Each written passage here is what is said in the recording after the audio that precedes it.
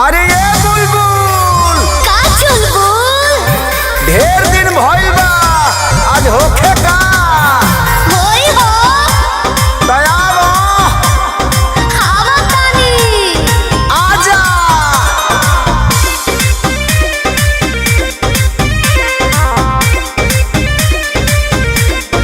एही जग भइल रहे पहिला मिलना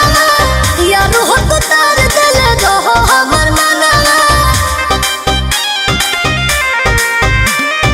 एही जग भइल रहे पहिला मिलना यार हो तो तार दिल रहो हमर मनवा उतल रहे जग राधनिया अरे हरियर हो जाई तोहर चढ़ली जवानिया बगीचे में बुलबुल बिछाई दबड़निया घासे बनासे दए हो मोरी रानिया बगीचे में बुलबुल बिछाई दबड़निया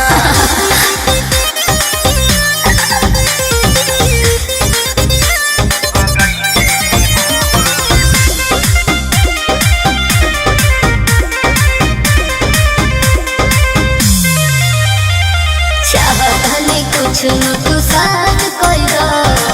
सूट सलवार पुरान कोई दो बुझत बानी तोहर पर हाइए बा अच्छा सुघरा दे ता गोरे गोरे बाल ए माल तनी होले होले आई हो दादा सटा के कमर से कमर हिलाव तनी गोले गोले छोड़ाई एक मन बाका पनिया अरे पनिया अरे हरियर हो जाई तोहर चढ़ली जवनिया बगीचे में बुलबुल बिछाई दबड़निया घासे पना से दए हो मोरी रनिया बगीचे में बुलबुल बिछाई दबड़निया हटा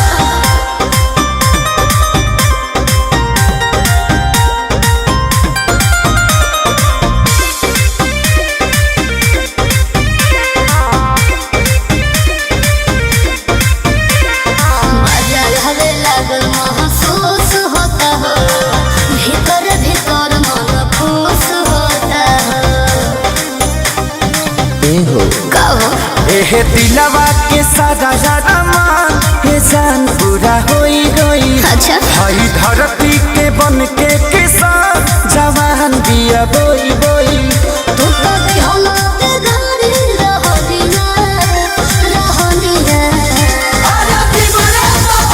आज हरियर हो जाई तू चढ़ली जवानिया बगीचे